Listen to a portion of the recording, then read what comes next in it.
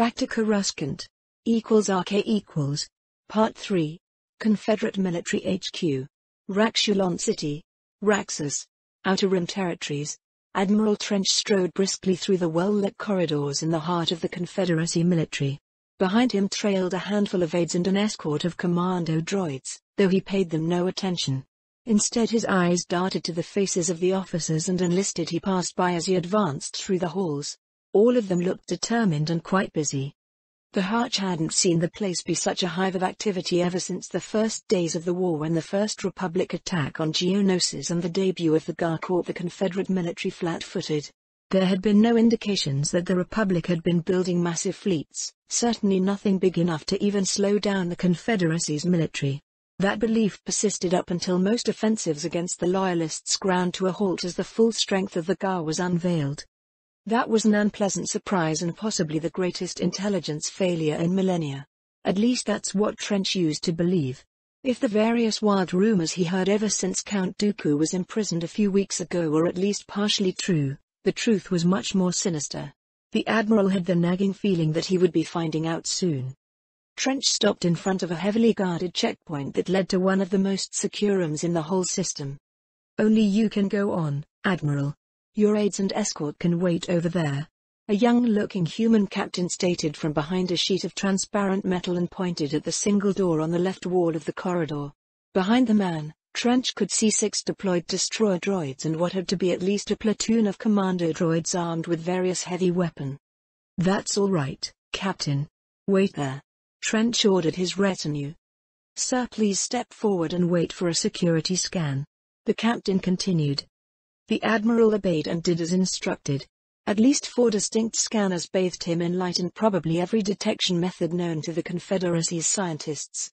Trench's hairs stood up under the onslaught and he felt phantom pains in the left side of his body as his extensive cybernetics were thoroughly scanned. "You're clear to proceed, sir." "Down the corridor, then left." The captain saluted and pressed a button out of sight. The transparent wall cutting the corridor in 2 retracted and Trench's sensitive ears could hear the telltale sound of a force field shutting down. The Harch was glad that whoever was in charge these days took security reasonably serious, though it was probably too late if the rumors about the CIS being heavily infiltrated by Sith agents working for either the Republic, their own gain or another, unknown party were true. A couple of minutes later, Trench reached the end of another corridor, where a single heavily armored door waited for him. It was currently opened and guarded by a squad of tall humanoids in heavy armor. "This way, sir." Their apparent leader, a major, nodded towards the door. Trench exchanged salutes with the more junior officer and entered the guarded room. Inside he found out a group of admirals and generals waiting for him along with a single civilian. They were seated around a long wooden table, with Tresh Tilroth, the new Neimoidian leader, sitting at its head. "Thank you, Major, you can seal the door. We are not to be disturbed," Ilroth ordered. "Yes, sir." "Admiral Trench, please get yourself a refreshment and sit down." The Neimoidian spoke pleasantly. "I trust we all know each other. Are our introductions in order?" The Harch looked at the gathered beings. Ilroth was flanked by Duningo on his right and a pair of other Neimoidians to the left. One was Commander Varos Argaya, who had taken over Newt Gunry's military responsibilities after the Viceroy got himself captured and killed during a following botched rescue attempt. Next him sat a very large Neimoidian who looked quite ridiculous in a very flamboyant version of his people's drab military uniform. Were those frills along his arms? Trench's eyes blinked in sync at the strange sight. A short, brown-haired human sat next to the Neimoidians and he couldn't look more different than the richly adorned being to his right. It took Trench a few moments to place the face to a name. That was Admiral Kirst, notable for his success commanding the experimental battleship Sun Crusher. The last he heard of the human admiral, the man had been busy laying down a trap for a Jedi strike team that never came calling. There were also reports that something had went wrong and Kirst had perished along with his flagship, but obviously he was quite well and alive. Across that trio, next to Ningo, sat a blonde human with shoulder-length hair and short beard and a moon male who was busy reading from a datapad. Trench had no problem recognizing Admiral Pastonith. The moon was a scion of a very wealthy and influential family, who were big in the banking clan among other things. Tonith was famous for going from a successful financier to a reasonable competent military officer. He was one of the better tacticians available to the Confederacy, though his presence was surprising. Trench knew that the Moon Admiral was a big fan of Count Dooku, and considering that the latter was imprisoned for betraying the Confederacy, well, Tonith's presence was certainly interesting. "I'm afraid I'm not familiar with everyone here," Trench stated aloud, while looking around the conference room. There was a well-stocked bar to the left, a lot of hand-carved wood paneling along the walls, and that was it as far as furnishing went. The room was mostly empty, so there could be less places to stash a bug, he guessed. "Then introductions are in order. I'm Tresh Tilroth, the Viceroy of the Trade Federation and more importantly a member of the Confederate Council." The Nemoidian waved at the Sullustan to his right, and soon enough everyone was introducing themselves while Trench went to get himself a drink. He had a feeling that this was going to be a long meeting. "I'm General Atticus Farstar." The blond human introduced himself. Trench frowned. The name didn't ring a bell, and he did try to keep up with every high-ranking officer of note. The same went for Lockdurd, the obese Nemoidian, who was a general too. Perhaps they were newly promoted and he still hadn't heard about them. Trench grabbed a glass and a bottle of his favorite poison and sat next to the Moon. "Now that we're all here and the room is secure, let's us clean up the air first. I'm sure you've all heard a lot of wild rumors about what happened lately. Unfortunately some of them are true. A few weeks ago, Count Dooku was arrested for treason. The reason for that is simple. The Confederate Council received certain evidence showing that the Sith were behind the terror attacks on Naboo and the botched-up mess that was the hostage crisis on Coruscant. Not to mention the bioweapon attacks as part of those debacles. Further, and certain members of Parliament were implicated in the slave operations on Ryloth, which were of no strategic benefit to the Confederacy as a whole and in fact harmed our standing as far as the rest of the galaxy is concerned." Ilroth spoke sadly. The Nemoidian studied the gathered officers for a few moments, then continued. "What I'm about to tell you doesn't leave this room until you're cleared to share the information. Some of you might be aware that my species shares a limited form of hive mind. Because of that, after Newt Gunray's death, I received certain information that came in the form of some of my predecessors' memories. I believe you would find it enlightening." Well, that certainly got Trench's attention. "The reason why the Council decided to call you here and to share the information in question is because you're the best military officers we have and you need to know it." Ilroth took a deep breath. "This whole war has been a farce." The Nemoidian grimaced. Trench could agree at least in part. While the very existence of the GAR came as a nasty shock, it simply wasn't numerous enough to stop the Confederacy if it wasn't for a series of nasty blunders in the opening months of the war. That combined with the Republic's knack to place the right people, usually Jedi, at the right place when it was absolutely critical, explained at least in part why the war wasn't won yet. However, the Harch now suspected that there was more to it. Dooku, who more than anyone else brought the Confederacy together, did so only to betray us. That was his plan. He is a Sith. The Count and his master had been pulling the strings of this war to achieve their own goals, and we believe they don't align with what's best for the Confederacy. The reason why I and the rest of the Council are sure of it is simple. Dooku's master is no other than Chancellor Sheev Palpatine." Ilroth dropped the bomb. For a moment, Trench thought that the Nemoidian had lost it. By the brief exclamations or shocked expressions he saw from the other officers before they could school their faces in neutral masks, they got the news cold just as he did. "I found it hard to believe too, but Gunry's memories were enough that I brought my suspicions to certain members of the Council. To my surprise, Sandhill was aware that Dooku was a Sith and he had an unknown master. It appears that the banking clans had been working with the Sith for a long time. What he didn't know was who Dooku worked for." Ilroth smiled grimly.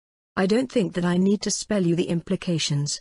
So it's to be the Sith Empire reborn," Admiral Nindo muttered, breaking the silence that fell after Ilroth's words. "That has to be. Palpatine is using this war to gain absolute power, and turning the Republic into Empire with him in charge has to be his endgame. It's what the Sith always wanted, isn't it? Just this time they decided to be subtle about it instead of invading the Republic from outside." Everyone stared at the Sullustan. His theory did make sense, though Trench wasn't convinced that it was true, or at least the only thing the Sith were after. He simply lacked enough information about their motives to make an informed decision. On the other hand, he groaned. The war being a performance orchestrated by the Sith actually made sense. It explained a lot of things Trench himself had been wondering about.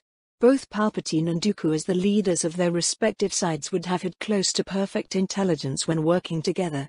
They would know how to ensure the war went for as long as they needed without a victor, and would be in a unique position to choose who won and who lost.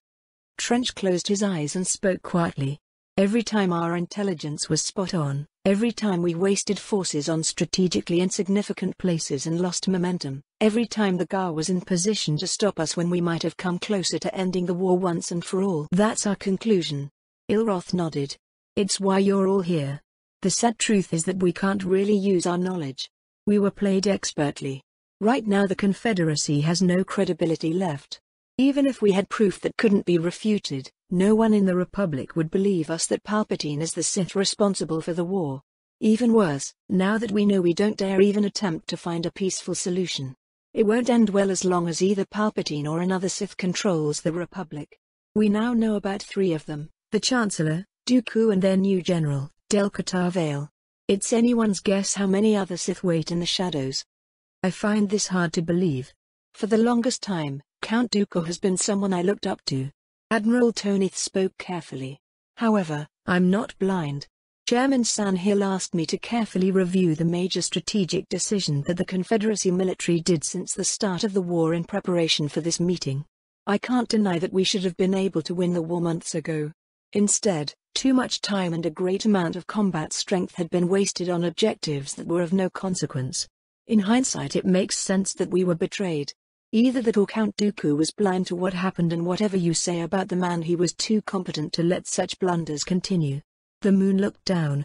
His tall face appeared to be carved out of durasteel as he tried to get to grips with the fact that the man he saw as a mentor betrayed him and the Confederacy. I'm aware of some questionable decisions. Unfortunately, I haven't had the time to look at the big picture and how it was influenced by such blunder. Trench added. All of you will have access to whatever data you need after this meeting, Ilroth continued. The reason you're here is simple. We can't go on in the same way if we're to not only survive this war but to win. Our military has been infiltrated by both Sith and probably all too many Republic agents. Some of our officers should have never gotten their commands because it's obvious they criffed up by the numbers in the field again and again, yet they weren't removed. Ilroth snarled. That ends now.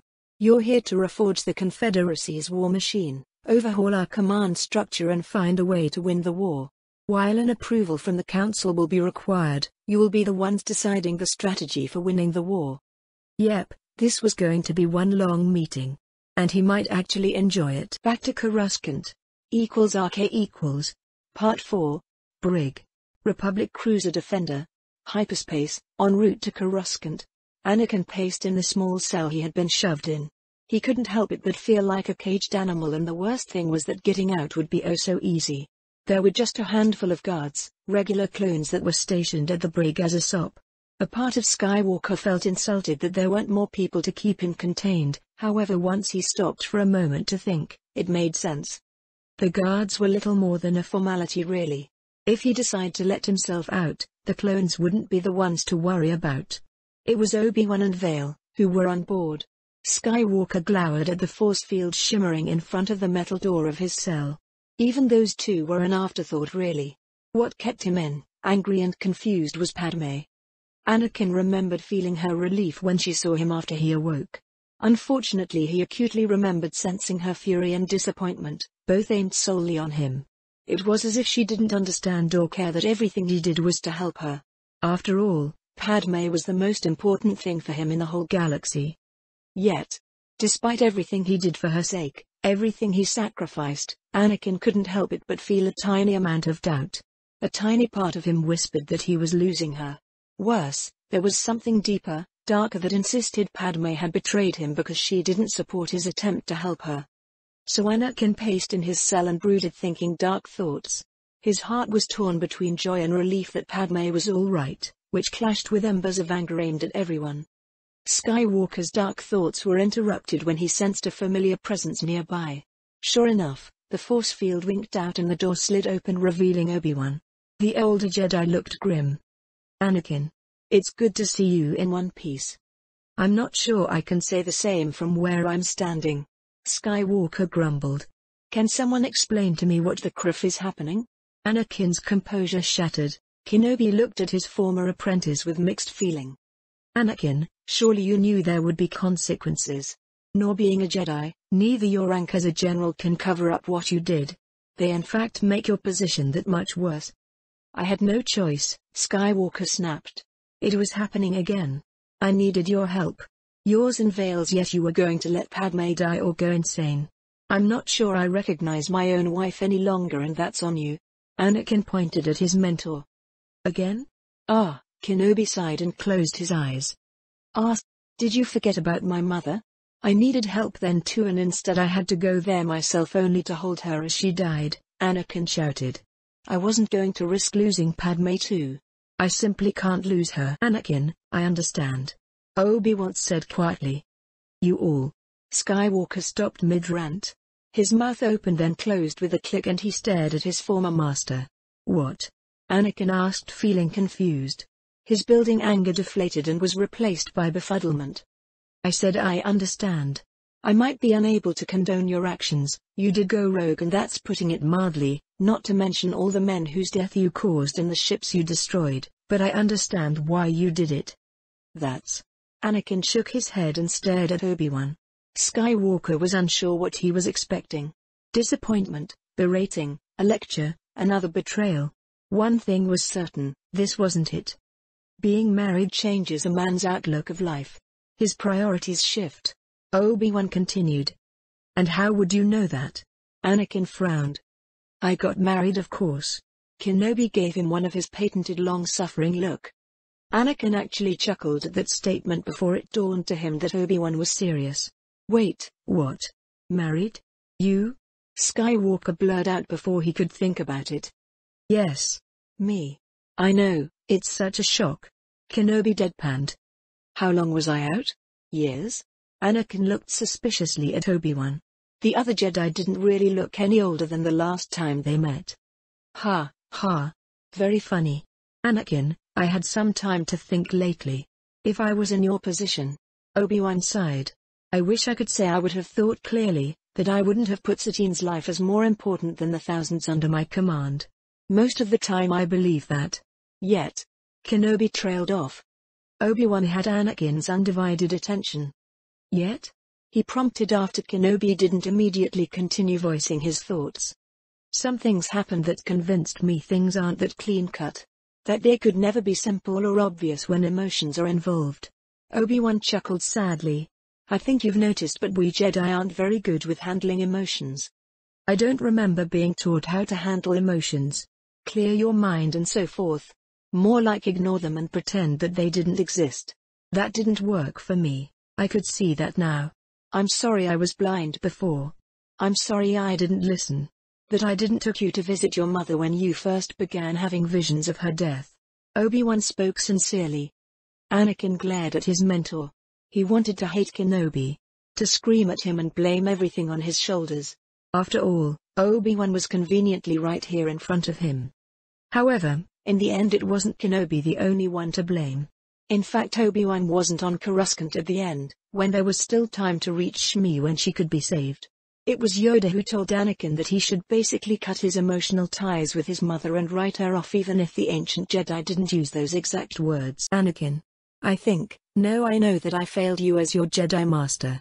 I can make excuse as to why, and some would even be true. Obi-Wan smiled sadly. Doing so would change nothing. Perhaps. Yet, I don't remember other Jedi clamoring for the job. In fact, I remember quite vividly that Yoda and the rest of the council were opposed to my training. Anakin shrugged. Who is to know what would have happened if things have gone another way? For all we know, I might have ended as slave back on Tatooine. The Force knows, left on my own devices I would have gone back for my mother, and as a kid. I can't see it ending well. I've thought about it. Believing that I could have saved my mother as anything less than a Jedi is a wishful thinking. Who else was going to give me the training I would have needed? Anakin took a deep breath. Yet. You see, Obi-Wan, that makes what happened even worse. Do you know that as a kid I practically worshipped you and Qui-Gon? When you came to Tatooine and got me away, you seemed bigger than life. We've heard tall tales about the Jedi even on that dust ball. A small smile appeared on Anakin's face. By now you should know that the tales are far from the truth. I know that now. However, You and Qui-Gon not only lived up to them but make the stories look pale in comparison. You brought me along to save a queen and win a war. Then I became a Padawan and everything was right in the world. For a time anyway. A harsh bark of laughter escaped Anakin's lips. I believe in you. Not only you in particular, Obi-Wan, but in the Jedi as a whole. I wanted the stories to be true. For the Jedi to be the knights in shining armor protecting the Republic. And so, I was willfully blind for some things. That we couldn't save everyone.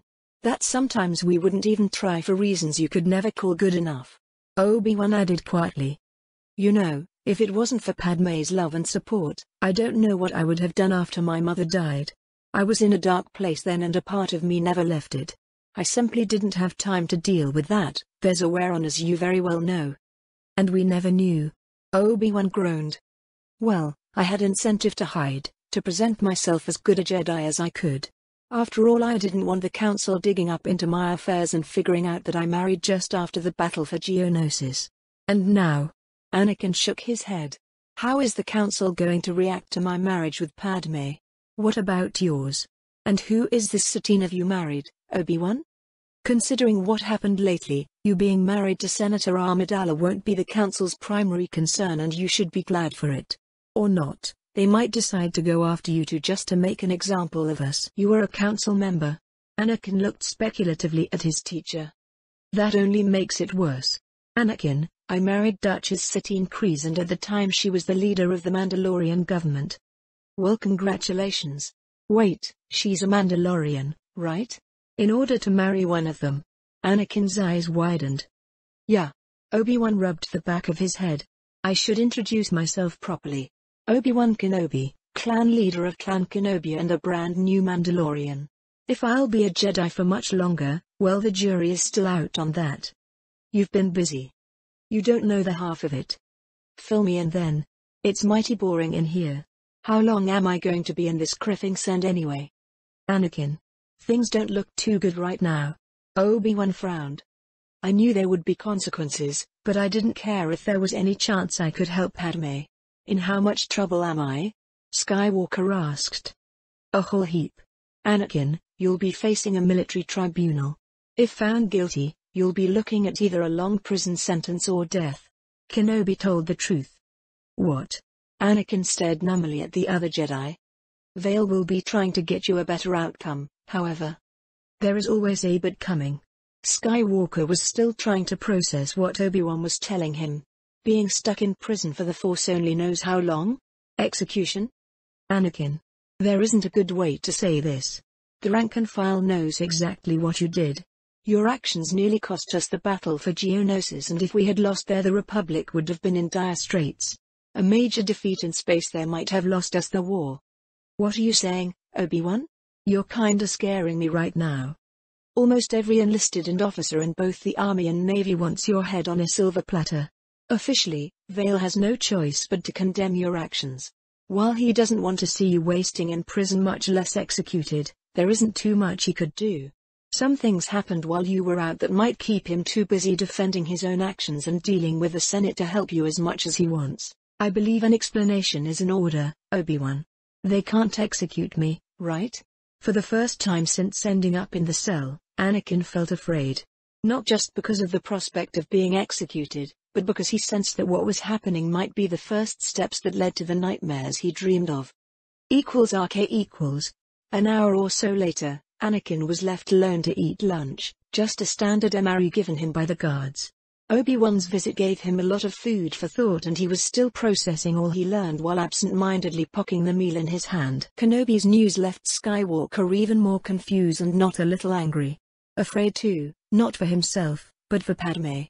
While Anakin had met his wife only that one time since awakening and couldn't really judge how well she was, his master was clear. There were mental scars left on her from the ordeal she suffered. He should be with Padmé instead, tuck in the cell, damn it. Anakin closed his eyes and leaned back in the small bed. When all was said and done, he had to wonder why he fought. For what reason he fought? A part of him wanted to simply get out, grab Padmé and run far away from both the Republic and the Confederacy. From the madness of the war. If he Skywalker had to be honest to himself, more often than not he fought because it was fun and because it was expected of him. Once, not too long ago, he would have said that he did it for the Republic, for the Jedi. Yet that would have been mostly a rote response. Oh, he believed it. In part at least. However, now that he thought about it, the Jedi as an organization had lost his respect when they left his mother to die and didn't care. The Republic. What was it to him? Was it home? Anakin frowned. There certainly were people in the Republic he liked. Some he would call friends, many others he didn't know but had helped again and again without a second thought. He would do that itself, but now that he thought about it, he couldn't remember a single mission he had been before the war began where he helped people because it was good for the Republic. He helped them because it was the right thing, because they needed help. The Republic itself. Anakin's frown deepened. He wasn't sure he cared for it one way or another. Oh, it was much better than the Confederacy and worth fighting for, even if it was just to ensure that the Sith didn't win, but in the end that was it. Anakin huffed. Perhaps this was something he should have thought about a long time ago instead of simply moving along with the current and doing things simply because they were expected. That led him to thinking about the Order. He wouldn't be surprised if they either kicked him out along of Kenobi or make him choose between them and Padme. Hey, as if there would ever be a contest.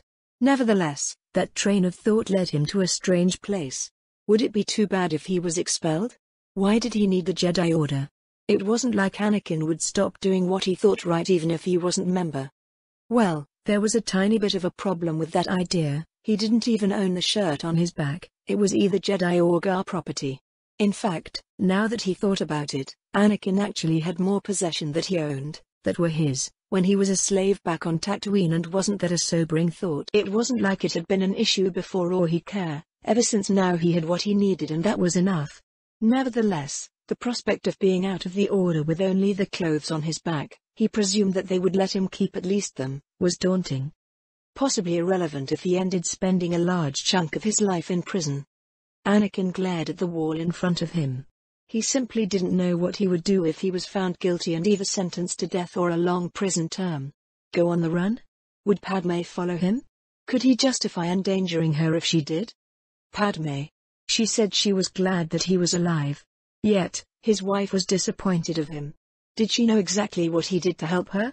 Well, probably Padme knew even better than him. Even now, Anakin didn't know how many of the 501st didn't make it, not to mention the Navy personnel. Skywalker frowned. He hadn't asked, even about Rex, and he considered the man a friend. Anakin hoped that the commander was all right, though he didn't dare think how Rex would think of him. A pang of guilt wormed its way into Skywalker's heart. The 501st were his men, his command. He had been with them for months and Anakin knew that they would have followed him straight to the deepest of the 9 Corellian hells. Somehow, he didn't think that would be the case now. =RK=. Part 5. Brig. Republic Cruiser Defender. Hyperspace, en route to Coruscant. It wasn't until shortly before our arrival at Coruscant that I went to visit Skywalker. I spent most of the journey either brainstorming with the Kenobis and my wife or catching up a bit of alone time with Bo while we still had a bit of peace and quiet. I actually expected that both Obi-Wan and Padme will be visiting Anakin, but as it turned out, Amidala wasn't too keen on seeing her husband once she was sure he was physically all right. Apparently she was still too pissed off with him and didn't want to vent all her pent-up frustration and anger on him right now. That was actually a good thing. I wasn't sure how Skywalker would react if his wife blew up her top at him, but I doubted it would be pretty. Speaking about our resident prisoner, I found him sitting on the small bed in his cell and brooding. Skywalker. I stared at the man. The chosen one. Boy of prophecy if you believe in that prattle. Supposedly created by the Force itself and having no actual father. Well, I've seen enough of the Force to know that it was certainly possible. I don't know if our power had been always sentient or if it in time became such thanks to all the sapient beings using it, but I knew that it had some kind of agenda or at least a vague goal it was striving to. Well, that's what I believed at any rate, not that I had a proof. Did it really matter? Vale. Skywalker shot back. Perhaps it did. You know, if it was anyone else in your shoes, I would have them shot back on Coruscant. I spoke calmly. You actually meant that? Anakin exclaimed, taken aback. What do you want me to say? That you made a mistake? That I understand why you did it? That's true. I nodded. It makes what happened no less foolish. You wasted the lives of thousands of my men. 33,517 Navy personnel and Army troopers dead. 11,000 wounded and another 2,000 odd people who were crippled and might not recover even with state-of-the-art medical care and no expenses spared. Anakin flinched. Most of those soldiers trusted you. Would have followed in hell itself. I know. Anakin muttered. I took a deep breath. There were few things that pissed me off more than wasting perfectly good soldiers and ships because someone was either an utter ass, incompetent idiot, or because they just enjoyed seeing the world burn. Some Sith I had to deal with were all of the above too. Honest mistakes I can understand. Fuck-ups caused by faulty intelligence or the enemy simply outthinking and outfighting you too. The Force knows all of the above had happened to me in the past. Do you really? I asked mildly once my temper was firmly under control. Do you know why Padme hasn't yet visited you? I've been wondering. She is furious at you. Granted, you've been married for less than a year and you spent most of that time away at war, but I had the impression you actually knew the woman. Knew her since you were 10 or 11 in fact, I continued. Well yes. Where are you going on with this? Anakin asked. Padme Amidala, the pacifist queen as some tend to call her. What in the name of the Force made you believe that you could kill 30,000 Republic soldiers in an idiotic attempt to help her and she would approve of that? Especially when you didn't stop to think for a moment, Criffit. What? And wait while she was in pain and possibly going insane. Anakin snapped back. I glared at the idiot. Perhaps it's my fault for believing that you had a brain that you occasionally used. I grumbled. Hey. What possessed you to believe for even a moment that there would really be an antidote on Geonosis? I couldn't help it but snapped at Skywalker. It was a chance I had to take. It was. I have no words. I grit my teeth and took a deep breath. The whole purpose of that exercise, of poisoning Padme with that criffing thing, was simple: to torment you. To make you feel her pain, to make you feel helpless and bring you closer to the dark side. Whoever made it, Dooku, his master or one of their minions, they wouldn't have created the antidote. It would be pointless when the whole point was to torment you through Padme. That's... Anakin recoiled in horror. What? You thought that the so-called Sith of this era would shy away from getting to you through someone you're obviously close to? Get a grip. Granted, Amidala, or should I call her Skywalker, made it quite easy for them. That earned me a dirty look. Are you aware of the consequences? I'm not speaking about your marriage, I'm not a bloody counselor. Obi-Wan told me. Anakin grumbled. What is going to be? Prison, execution? Skywalker glared at me. As I said, if you were anyone else you'd be dead right now. Fortunately for you, I quite like you for some reason and your wife is a political ally. You already killed any goodwill you had with me, Anakin. More than 30,000 lives, that's something you owe the Republic and I'll make sure you live so we can collect. If I rot in prison it won't change a thing, Skywalker stated. No. It won't. Still there are other consequences. Other things I have to worry about besides your hide. You're Mandalore now. Congratulations, Anakin said in a dry tone. I'll give you credit where credit's due, you're self-absorbed as a Sith. I smiled. What's that supposed to mean? You still don't think? I can sense your feeling. There's just a shred of regret for the soldiers you killed. Anakin looked away morosely. Have you even thought about your Padawan? Obi-Wan told me you didn't ask about Ahsoka. I trailed off. What? What about Snips? That got a raise of him. She was wounded on Geonosis and is still in the last stages of recovery. That's however the least of her problems. For the time being she's Obi-Wan's Padawan, however your actions reflected on her very badly. She's likely to be censured because of your recklessness. Before everything went to hell on Geonosis, Obi-Wan heard rumors that some in the council would like to send her to the Agri Corps at least until the end of the war so she doesn't do any damage because bad habits learned from you. They can't do that, Anakin exclaimed. Snips will hate that. Besides, almost no one comes back to the Order from the various services. Well, they could always expel her in order to wash their hands of you. Obi-Wan will do what he can, but he'll have his hand full explaining his marriage and becoming Mandalorian. I'll spend as much of the goodwill I have left with the council, but it may not be enough. Criffit. Anakin cursed. Then there are the consequences to Padme's political career. Her husband, a Jedi, namely you, has been the talk of the media for the last month or so. She'll have to spend a lot of her political capital too to weather the trouble you've caused her. Because you didn't think, damn it. Skywalker had the good grace to look away at that. Why didn't wait at least a few hours so we could talk, as I asked. I glared at him. I don't know, all right? He brushed a hand through his hair, then stood up and began pacing. It was the same thing that happened with my mother. Padme needed help and no one was willing to do it. I was abandoned again. I have no idea what are you talking about. I lied while using the Force to conceal that fact. Given Skywalker's right state, it wasn't hard. Do you want to talk about it? Before deciding what am I to do to help you, I want to know how and why this gruff-up happened and make sure that something like that won't happen again. Obi-Wan said you can't help me. Not officially.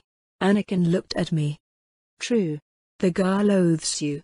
Giving you official support after what you did will not only destroy my authority but will be disastrous for the morale. While the Republic is in much better position than it was at the start of the war, the next few months will be even tougher and we'll need to be on our best. I'm out of the loop again, aren't I? Anakin sighed. Yep, though it's not something you need to worry right now. Tell me about your mother. Anakin gave me an abbreviated version that skipped slaughtering the Sand People's village. Well, the Jedi criffed up by the numbers. Not surprisingly, they had no idea how to deal with someone who had prior attachments. Telling you to just accept the loss. I wish to say it surprises me, but that would be a lie, I sighed. This put things in perspective. I can see how you see what happened just before you went rogue. You saw us telling you that we couldn't go after Geonosis, much less the supposed antidote then and there, as another dismissal. Another betrayal. A part of me still sees it that way. Skywalker looked me in the eyes. I've been married before, Anakin. I held my first wife as she laid in the ground, dead. I felt the life of our unborn child wink out. I understand you were desperate. I understand that under the wrong circumstances you would have done anything to keep Padme safe. Padme. She means everything to me. Skywalker muttered. I've been where you're, Anakin. That's why I'm willing to help you. I smiled. Not doing so would be hypocritical, considering that I'm a married man again. Obi-Wan missed to mention that. Skywalker raised an eyebrow at that. Curious, considering that now he's my brother-at-law. You married that Satine of his sister? Yep. Now back to your troubles. As I said, I can't make your problems go away. Probably not even support you officially. Then what can you do? I'm sick of hearing in how much trouble am I in. Skywalker grunted. Then think long and hard before you do something dumb again. You're getting to a military tribunal and unfortunately for you the case is as good as open and shut. Do you think that the non-clone officers don't have families? Some of them have them in danger too. Yet you don't see them going rogue. The clones themselves, they see your action as a betrayal of the highest order. Think about it. I chided him. That said, you're still an effective warrior. While no one will be trusting you in a command position for a long time if ever, there's still an option, though you won't like it. It's been a long time since something I liked happened. Shoot. Plead guilty and make a deal. And what? Rot in prison while the other Sith go after Padme again? Anakin snapped. It was my turn to give a dirty look, that silenced him. If you're finished? I glared at the Jedi who nodded.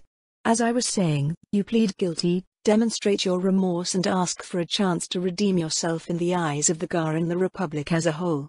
Then I'll suggest an arrangement similar to what Windu got, though your terms will be probably nastier. In the end, he stopped himself before getting people killed. I twisted the knife. So what, I'll be leading a small strike team? Of course not. No one will trust you to do it and not get them killed. No, you'll be attached to a commando unit and be under its leader's command. I'll try swinging things up so you would be a part of my own forces.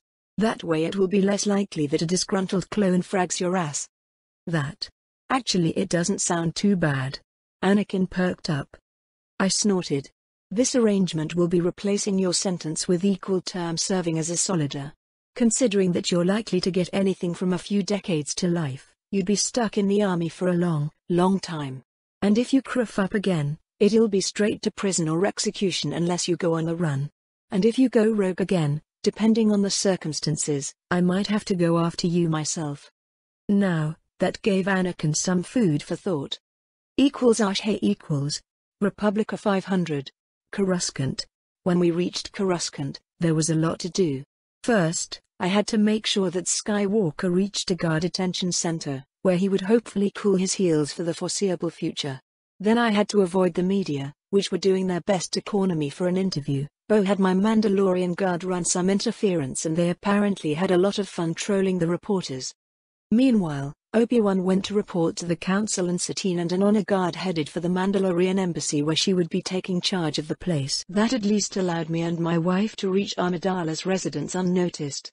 That was our first stop for the night. It was only our strategically timed arrival late in the evening that postponed any official inquiries with the Senate for tomorrow.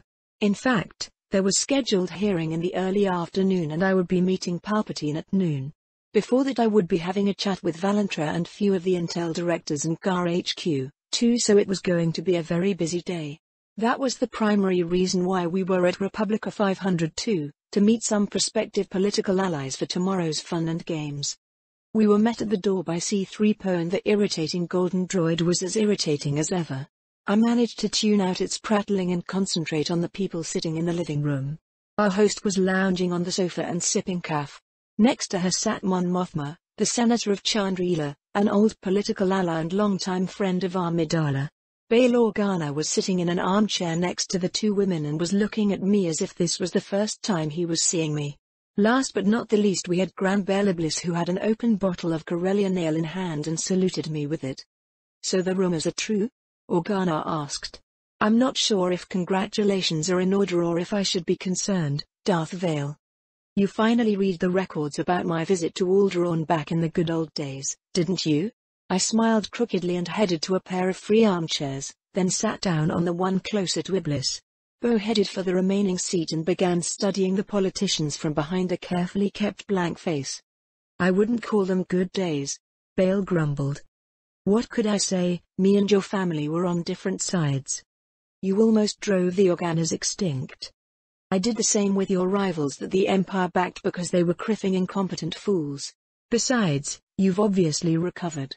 It's refreshing that someone besides the Jedi Council accepts that I'm who I say. That's not exactly something to endorse, Mon Mothma added. The Sith Empire had been dust for a long, long time. The Old Republic too for that matter. We're all living in a different galaxy and when all is said and done, our current problem aren't hordes of murderous Sith, said the resident Sith Lord. Iblis quipped. What? It's much more peaceful without thousands of screaming unhinged maniacs around. Not having to answer to a council made of murderous lunatics with incredible power is refreshing too. I prefer this status quo to be honest. It's much better for my health.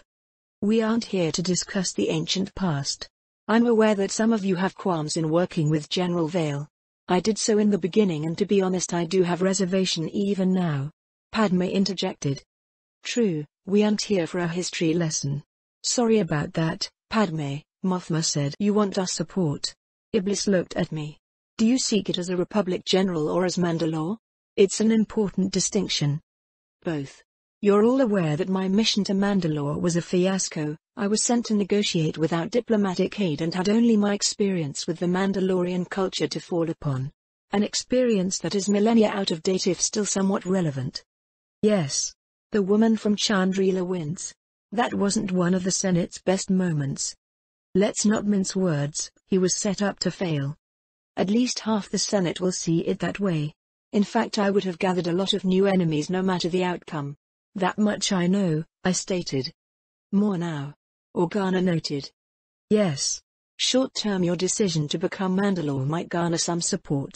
The Republic right now needs all the help it can get after all. However, many will be afraid that the Mandalorians will turn on us the moment this war is won. Some are concerned that you'll be leading them to conquer a weakened Republic after having first-hand experience and intelligence about our armed forces, Organa added. I can understand where those people are coming from. Yet, thanks to my position I already have such information.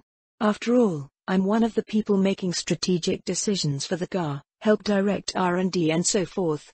Even without becoming Mandalore, I would still have that knowledge and it is going to be relevant for years after the war ends. I spoke carefully. As a Mandalorian, I personally find the insinuation that we would ever turn on our allies without a just reason offensive. Bo added and glared at Organa.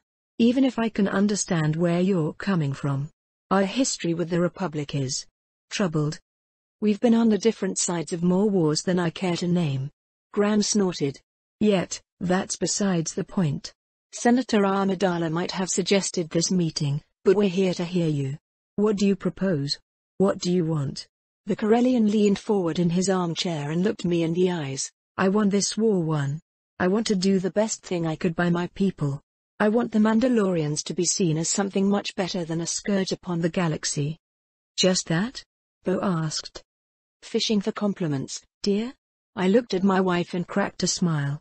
I want to wade in glorious battles beside you so we could write our names in history on 1,000 battlefields. You know how to make girls' day. Bo smiled at me. Try not to tell that to the Senate tomorrow. While a part of me appreciates the sentiment, the same can't be said about most of my esteemed colleagues. What? I am a Sith warrior. War and battle is in my blood, and that made becoming a Mandalorian natural. That said, I'm actually not a maniac and can find ways to amuse myself that don't include starting another war once the Confederacy is put down for good. I extrapolated. Am I to understand that you aren't a proponent of a peaceful resolution of the conflict? Mothma frowned at me. My professional opinion is that any reasonable hope for peace died on Neimodia. After what the Confederacy did there, as Senator Amidala can attest, we can't trust them. Not to mention all the atrocities they have been visiting upon the galaxy in the last few months. I pointed at Padme. Can you honestly tell me you would trust the sister held up their end of any ceasefire or approach peace seriously unless they're clearly losing? And even then, they would use such an opportunity to rebuild and go at us again. I have to agree. Iblis indicated his support. They used bioweapons on a peaceful world like Naboo just to terrorize us. Even tried to unleash the same crap here on Coruscant. They tried to decapitate the Republic and nearly succeeded, and we all know what happened when they claimed to want peace. This is madness, Mothma exclaimed. Of course it is. I conceded the point. This is a galaxy-wide war. Madness is the nature of the beast. Even if we want peace, and we do, Bale spoke, we have to admit that we won't achieve it until the Confederacy is defeated. For months I hoped that this conflict could be stopped before it goes out of control. The senator from Alderaan slumped in his seat. Lately I've been doubting that anything less than a military victory could end this madness. Either that or someone sane pulling out a coup in the Confederacy and surrendering. I added. Well, there was apparently a coup over there, but the indications are the new leadership is determined to win, Iblis stated. Yeah, I went over similar intel reports. That leaves us with our current issue. I tried to put the conversation back on topic. Like it or hate it, you're one of the Republic's most effective generals, some would say the highest rank too. Many would see that as unacceptable now that you're Mandalore, Organa said. You're becoming indispensable for the war effort. Mon Mothma was blunt. Democracies and indispensable people don't go well together. I laughed at that. Are you really concerned that I would pull off a coup and take power for myself? By the time the war is over, a lot of the Gar might just follow you. Perhaps enough to succeed. Certainly enough to wreck what would be left from the Republic. Have you actually run a world, a star system? I have done it on multiple occasions as a Sith Lord during my time with the Empire, and now I found myself doing so as Mandalore. Let me assure you, the last thing I want is even more work. I have my hands more than full as it is. Perhaps. Perhaps not. I can't read your mind. Mothma shrugged. For all I know, you're telling me the truth and my fears are unwarranted. Ask the Jedi. I told them the same and they could tell I was truthful. I added, perhaps I will. Though rumor has it that a lot of them don't trust you either. Of course not. They have been taught that my kind was the enemy ever since they learned how to walk. There is that. I personally trust our Green Jedi and they had a favorable first impression, Iblis stated. I liked them too. Your Corellian Jedi are among sanest and best adjusted of their kind I've ever seen. That's not why we're here. Amidala grumbled. If we're to support him, we need to know we can trust him. Organa countered. No matter what I say, you have only my word about my intentions. I've been in this time for less than a year. My actions as a part of the Sith Empire aren't a real indication how I would act here and now. The situation is a unique one for me. I don't have the Dark Council and hundreds of competing Sith to deal with this time around. All I have to show for myself are my actions since arriving here, and they could be viewed as self-serving, aimed to ingratiate the Republic and the Guard to my person. In the end you'll have to decide if you trust me or not for yourselves. I smiled. And make some contingency plans in case I turn against the Republic. I carefully didn't mention that the Republic in its currently existing iteration was looking less and less likely as a state that could be ready for the Vong. That left me with plans I would have preferred to be unneeded. Ironically, when I was saying that I had only the best intentions about the Republic, I meant it. From a certain point of view. From where I stood, changing the Republic in something better that could be ready for the future would be for the best for everyone involved. Unfortunately, saying so aloud would be seen as a typical plot of a power-hungry Sith and would destroy my credibility. That left me with two main avenues of approach. One was to let things go on. Keep myself as close to a top-crat hound as possible as far as the Gar was concerned, and when the time came hijack Palpy's plan for a galactic empire and dispose of him while doing so. Plan B, so to speak, was a reformation that might leave the Republic existing at least in name, but it would turn it into quite a different beast. To do that I would need an external enemy, so keeping a Sith remnant and ensuring an ongoing Cold War might be the way to go. A lot of details were not set in stone. I would need many allies to pull that off, especially outside the military, and at any rate much would depend how the galaxy would look like in a few years. For all I knew, we might collectively screw up and lose the war thanks to the inevitable Sith offensive, in which case I would have to go in hiding for the foreseeable future. Speaking about the Sith, that's true. On the other hand, the one thing we could really judge you on are your actions, and they were good enough so far. Iblis said and took a swallow from his ale. You'll have to give the Senate an explanation, preferably without accusing them that they set you up. The Corellian continued. You might want to keep both your position within the Gar and title as Mandalore, but you'll likely have to make some kind of deal. I'm aware of that. However, stepping down as Mandalore or screwing over my people to appease the Senate is out of the question. Bo gave me a nod of approval. While that gives you credit, it's a problem that will be obvious, Organa added. The conflict of interests is plain for all to see. Mothma nodded. I and many senators would be deeply uncomfortable with a foreign leader being in command of all our combat forces. In fact, that status is unacceptable. Perhaps if Mandalore is to become a part of the Republic. Organa tried. If handled properly, doing so would allay most fears and might avoid a potential war in the future. That's. Bo trailed off. I'm unsure if the clans will go on with it. On the other hand, making the proposal so I can bring it home to roost can't hurt. It was going to buy me some time at the very least. That's good, but it still leaves the big problem. You can't be one of the highest-ranking Gar generals and a leader of a foreign nation.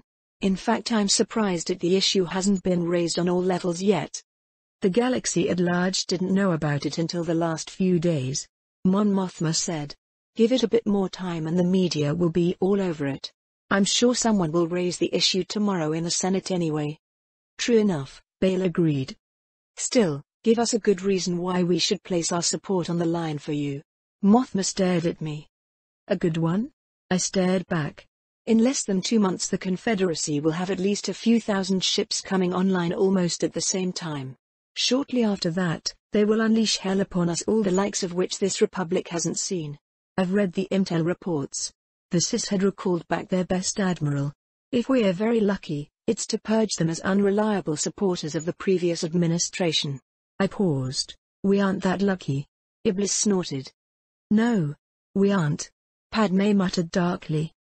The sad truth is that the Republic has a better chance to weather the coming storm with me as one of the people making the high-level military decisions when the hammer falls. That's the best reason I could give you. The gathered senators looked at each other. I think it's dinner time.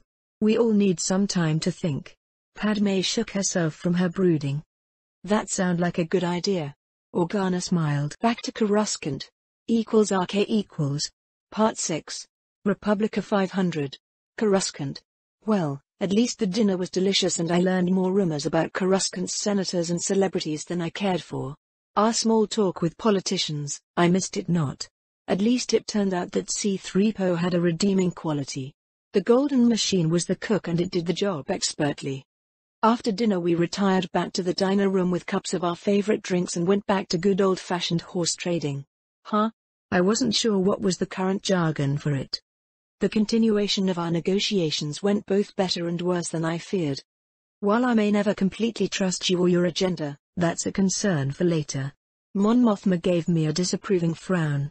The sad truth is that it won't matter what you're up to if the Confederacy wins the war. However, if you do anything to threaten democracy, me and my allies will oppose you. Well, the woman was brave, I'll give her that. There weren't many people who would risk antagonizing a Sith this way. Yet, she wasn't telling me a thing I didn't already knew or suspected. However? I prompted.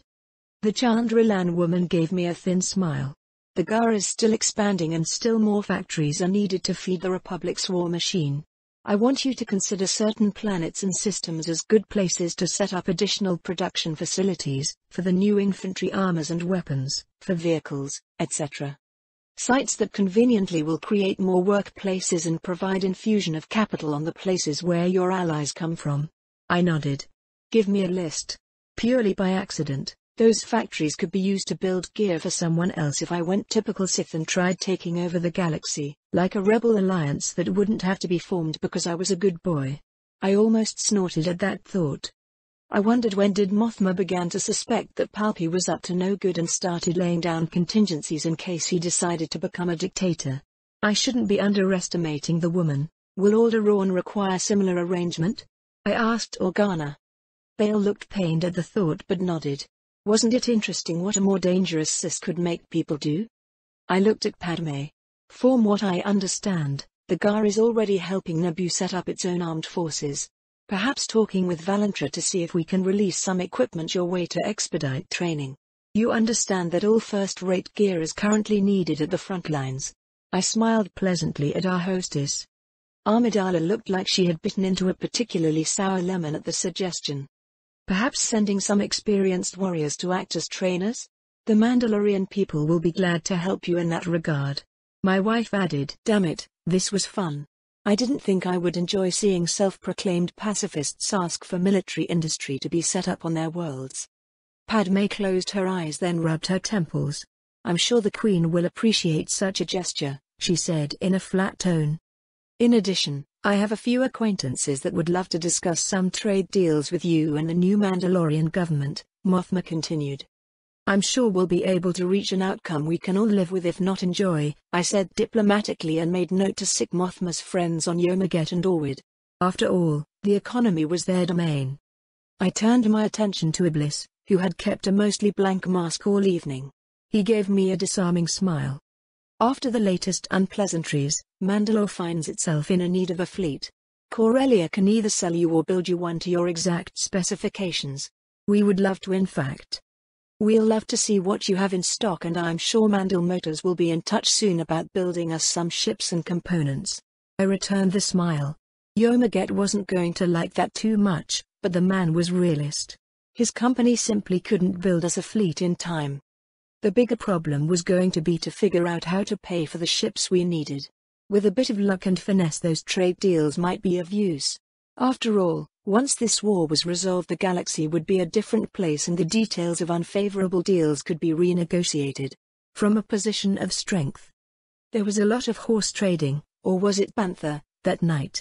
By the time Bo and I reached the Mandalorian embassy and crashed in one of the guest suites it was early in the morning and I would have another meeting in a few hours. =RK=, General Valentra's office, GAR HQ, Coruscant. Here we are again, Valentra sighed as he sat behind his desk and waved us to follow suit. This brings back memories. And to think it was just a few months ago, I chuckled. A lot changed in that time. Yvonne Fell was still doing her Ice Queen impersonation. This time she was giving me suspicious looks too. On the other hand, the Oni's director was friendlier. My victory above Geonosis earned me some kudos with the man and General Jack still respected me because my tactics kept as many clones alive as humanly possible. Director Fell rubbed one of Heleku and glared at me. General Vale, can you explain your reasoning behind your actions on Mandalore? The outcome put you and by extension the GAR in a precarious position. Yvonne spoke bluntly. I did my best with the Pazak hand I was dealt. I presume you've read my R about the situation. I spoke calmly. Keeping these people's support was going to be vital no matter what happened in the Senate later today. Having the Mandalorians as allies to the Republic was the best outcome I could see, and given the political situation on the ground, there was only one way I could ensure it.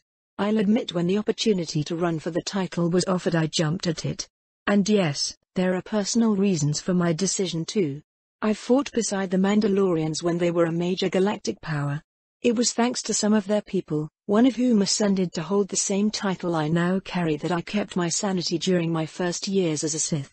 The alternative was to watch Mandalore tear itself apart in a civil war, and given its strategic location we would have to be there to pick up the pieces anyway and deal with hostile local population too. Good enough for me, Jack added. No surprise there, he was one of Scarta's disciples. Fel looked between me and the clone. Her frown deepened by she declined to comment further. My issue is the obvious. While you're an accomplished Republic officer, General Vale, you are also the head of an independent polity. Yet, simply removing you from your position in the GAR would not only be counterproductive but useless in the short to medium term. You already know more than enough to cause incalculable damage if you went rogue or something, Ula sighed. And very much irrelevant, unless our friends in the Senate do something utterly foolish. Even then, I don't believe that Delcatar will endanger the Mandalorian people by selling our secrets to the Confederacy, and that is our primary issue. Valentra added. I'm sure our friends in the SBI will watch you. He gave me a helpless shrug and looked at Ula. That goes without saying. Marek nodded. What more do you want, Yvonne? All of us have allegiance to our homeworlds besides the Republic as a whole. What makes Vale any different, besides that the Mandalorians will be our allies instead a formal part of the Republic? Will there be a practical difference while he is a part of our military command? Oh, enough of this nonsense, Jack snapped.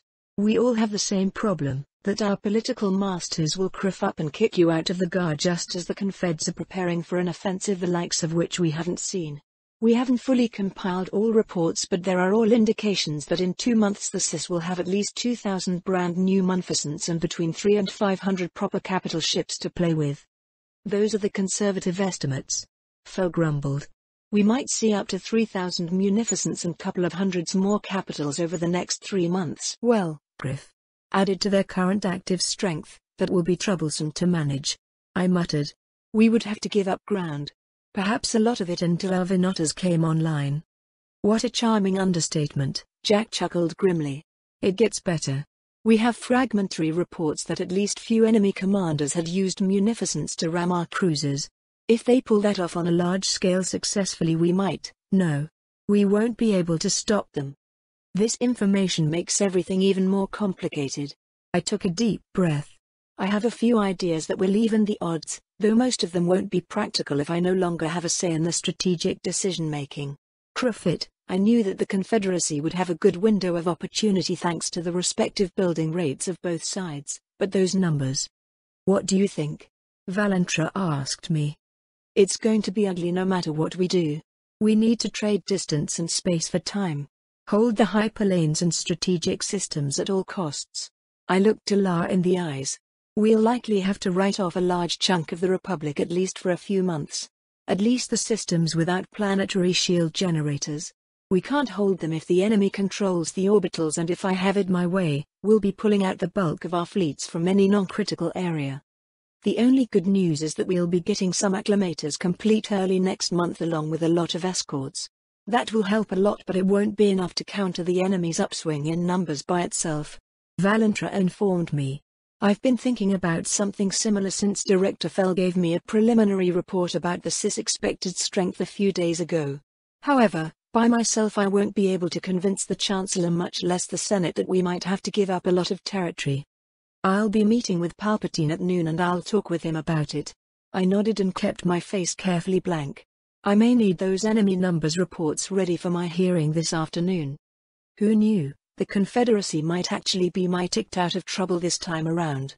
Then again, too many senators were either peacetime politicians or people whose worlds will be soon facing enemy occupation. They might lash against me as a convenient stress relief. We'll need to further increase equipment production as well as recruitment and training. The latter won't make a difference for the coming storm, but we'll need the warm bodies when it comes time to push the Confeds back. I thought aloud, then mentioned some planets that could accommodate additional factories. Mothma and company should be glad about that. until they hear what's coming our way. Then again, how the hell did the Confederacy lose with such advantage in shipbuilding early in the war? Most of that construction, especially all the capital hips, should have been laid down before I made an appearance.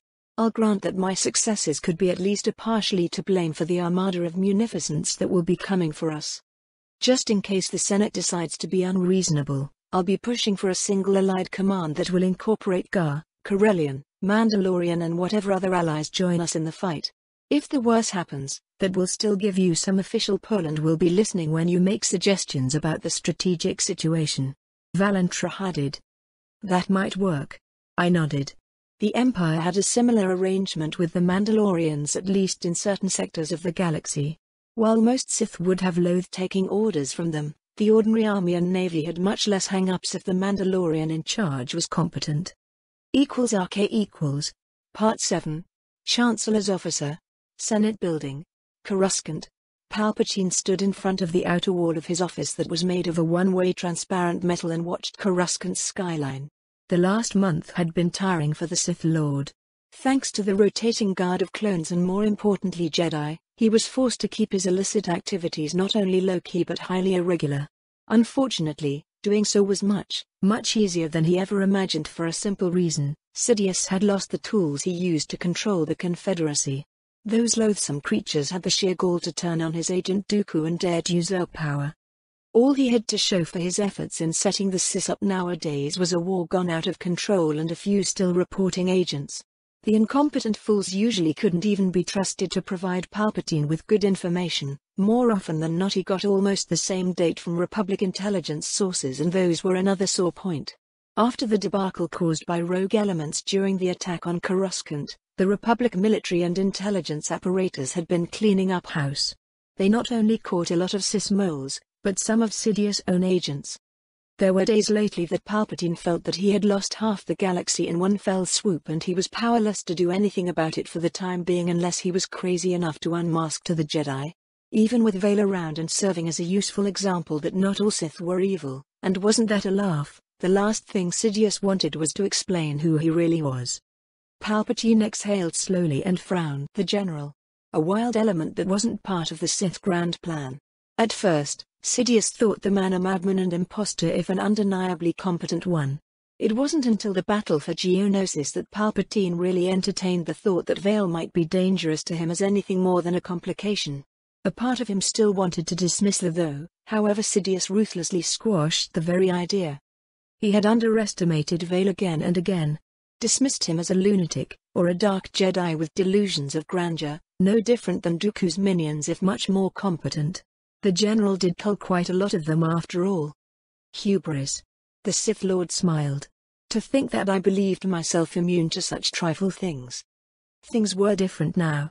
A vital part of the plan was in ruins. Palpatine found it highly ironic that now the Sith were on the side of the Republic, fighting those who officially claimed to save it from them. The Chancellor doubted that he would be able to restore his control upon the Confederacy. Dooku was missing, and while he hadn't sensed the man's death, he could as well be. In fact, Sidious might have to arrange it. Tyrannus was a captive and was either going to suffer a regrettable accident or be shipped to the Jedi.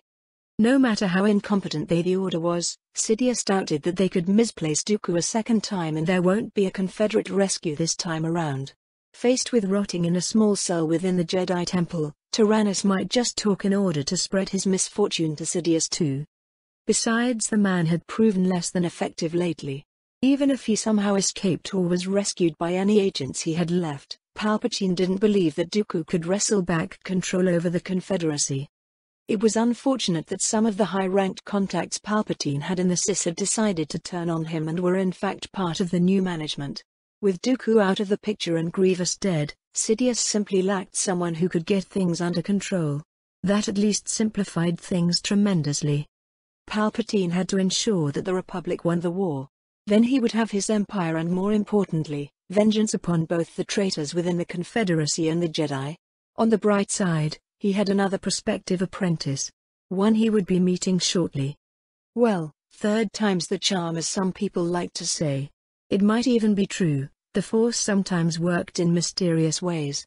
Besides, now Vail was in the same boat as Palpatine. He was a political figure, a leader of a nation with all the unpleasant and infuriating things that entailed, like dealing with all too many idiots and not being free to strangle them with their own innards when they became too bothersome. Sidious had felt the urge a lot of time the last month. Making sure that all his connections with the Confederacy besides a few informants who didn't really know who he was were cut was frustrating given the constraints he had to work under. That didn't do much for his temper, and the constant need to present the persona of the good old Palpatine to the world grated more than usual. In the end, Sidious had to work with what he had on hand, and that was the Republic. So he had be the best chancellor this misbegotten pile of ineffectual corruption ever had. It was moments like these when he seldom wondered if becoming emperor would be worth it. Ah, the price of ultimate power. Palpatine sighed wishfully. He had work to do. The Republic wasn't going to run itself without a disaster striking. There was a war to be won, Jedi to crush, sweet vengeance to be had. First, however, he had a general to meet. Sidious had dug out everything he could find about the Sith Vael claimed to be. Darth Vael. The man had had an illustrious career, had been chosen as a member of the Dark Council, and when he should have gone to Dromund Kaas to claim his new title, Vael had vanished. Allegedly during a battle against the Republic. Palpatine's first instinct was that the ancient Sith had simply lost the game of power and had been removed by his rivals. That was the simplest and most logical explanation. Everything was more logical than what Vael claimed. That madness was so easy to dismiss. Everyone sane would do so immediately, wouldn't they? Palpatine certainly did. There was one question he never really asked himself. What if those claims were actually the truth? The Force was still clouded and offered no answer. The Chancellor turned around and went to his desk. He had various plans in how to deal with Vael, but a lot was going to depend on their meeting. Well, that wasn't exactly true. Sidious was yet to decide was how much trouble he was going to cause for the general. It was less than optimal that the man was very good at his job and might in fact be needed if the Republic was to win this war before the conflict left the whole galaxy in ruin, and thus much less for Sidious to rule. Palpatine sat on his favorite chair and his intercom beeped. "Sir, General Vael is here to see you," the Chancellor's secretary announced in an annoyingly chipper tone. If the bloody woman wasn't as efficient in her job as she was. Palpatine shook his head, placed his best smile on his face and spoke pleasantly, "By all means, send him in." The Chancellor stood up when the door of his office opened and Vael strode in. The general wore a combat armor sans helmet that was painted white and had the emblems of the Mandalore and the Republic on the shoulders. "It's good to see you back whole and hale, my friend." Palpatine beamed at his guest. "It's good to be back, Chancellor." Sidious wondered if Vael's smile was as fake as his own. "Tyr, make sure we aren't disturbed." Palpatine ordered his secretary and waved the general towards the seats in front of his desk. "Please make yourself comfortable, we have a lot to speak about." "Thank you." Vael gave him a respectful nod and sat down. Palpatine pressed a hidden button under his desk and a wave of static went through the room. "Now we can talk freely." Ironically, his office was one of the few places Sidious could talk, at least for short periods of time, without being overheard by his protection detail. There were some Republic secrets they weren't cleared up for after all. "Can we?" There was amusement in the general's voice. Vael looked like anything but someone who knew he was about to be chewed up by one of the most powerful men in the galaxy. The general pulled out a data chip from a compartment on his armor and levitated it until it hovered in front of Palpatine's chest. Sidious had to give the bastard little credit, he was audacious if nothing else. "I presume that this isn't a written apology and explanation." Mandalore. The Sith Lord kept his smile going as if the blatant demonstration of Force tricks wasn't grating when he was forced to appear as an ordinary human. "Bad news, I'm afraid. You'll be getting a more refined version of these reports in a few hours." The smile and apparent good cheer drained from the general's face. "You know, up until this morning I had various preconceptions about this meeting. This certainly wasn't one of them." Palpatine plugged the chip in his terminal without removing his eyes from Vael. He didn't need the Force to know he wouldn't like whatever was on the chip. The Chancellor pressed a few buttons and waited for the data to be decrypted before it could be displayed. "Well, my friend, I'm sure you've been dreading my reaction about your newfound conflict of interests. I can assure you that it wasn't my idea to let you handle the Mandalorians by yourself. I've been dealing with the senators who..." The data decryption completed and a summary of the reports appeared on the terminal's screen. Palpatine glanced at it and paused mid-sentence. His facial muscles twitched as he did his best to suppress a snarl. "It appears I've underestimated our colleagues in the Confederacy," Palpatine muttered. His left hand danced on the terminal's keyboard and he dismissed the lockdown of his office before calling the director of ONI, all the while he kept most of his attention on Vale, who was grimly amused at the situation. "Chancellor, sir. To what do I owe this honor?" Yvonne Fell's image floated above the Chancellor's desk. "General Vale just came in with certain preliminary reports. How accurate is the data? Estimated Confederacy warship construction?" the director asked. "The numbers you've seen are our conservative estimation on what they'll be completing by the end of next month. I want comprehensive report about it ASAP." Palpatine ordered and cut off the connection before securing his office once again. "General, I don't find anything about this situation amusing." Sidious glared at his guest and let a tiny bit of the fury he felt slip through his mask. Sidious knew about the Confederacy shipbuilding in general terms. He was aware that the Cis could build most of its ship classes faster. He ever planned to use the inevitable Separatists' offensive as a justification to gain even more power.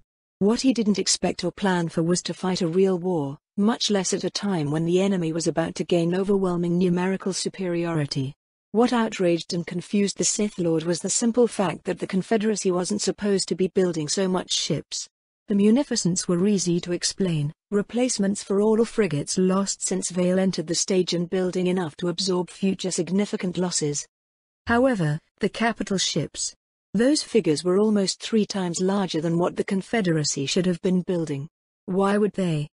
Sidious froze and it was all he could do not to curse venomously and trash his office with the Force. 2 conclusions immediately jumped to mind. Either Dooku had been naughty and planning to use those additional forces to betray him, or the traitors of the Confederacy Council had been planning their coup even before the war began. The Sith Lord wasn't sure which option was more upsetting. The Chancellor leaned back in his chair and did his best tired old man impression. "This is certainly a grave news, General. Unfortunately it doesn't change the issues created by your new title." Palpatine spoke quietly while his mind raced. This new turn of events threw askew most of his plans for Vale. "We can't have a foreign nation's leader be one of the highest-ranking officers in the whole Republic military. Even your splendid record can't justify it." While he might need Vale, simply letting the man get everything he apparently wanted without consequences simply wouldn't do. Nevertheless, depriving the GAR of your expertise at times such as this will be criminal. The Chancellor continued. Now, how to present this in a way that the Senate would accept? It was less than ideal that after the attack on this very building, Palpatine had lost a lot of the people he controlled. Oh, the opposition had been hit even harder, but that was scarce comfort when the truth was that nowadays Sidious had less control over the Senate than he needed. While he was working on fixing that issue, it would be months, perhaps even year or a bit longer before he had regained the direct power he lost with the death of so many political allies. "You have an idea," Vale stated, declining to comment on his divided loyalties one way or another. If they were divided in the first place, the man could very well be a real Sith playing his own long game, in which case the Mandalorians were simply means to an end. A political marriage to a woman Vale had met just a handful of times certainly indicated that, especially when Sidious had read reports that the general had been growing closer to that Togruta Jedi Master before he went to Mandalore. He had to find the time and place to have a secure heart-to-heart conversation with Vale. That ultimately might either gain him a new powerful apprentice or at least reveal enough of the man's true nature so Sidious could have a much better idea how to handle him once the general was no longer useful. A sideways promotion, I think. You, my friend, can't be expected to command all our combat forces and execute your duties as Mandalore at the same time. You would simply be buried by mountains of work and in the end won't be able to finish anything worthwhile. Trust me, I know. Palpatine waved at his office. Perhaps being in command of a mixed Republic/Mandalorian unit to promote cooperation between our armed forces and bring our nations closer together? That sounds like an interesting idea. Vale nodded. How would the Senate react? Sidious frowned. His current pain in the ass should have thought about that before becoming Mandalore. On the other hand, Palpatine could see the benefits of that decision. Now Vale had an independent power base that would be growing.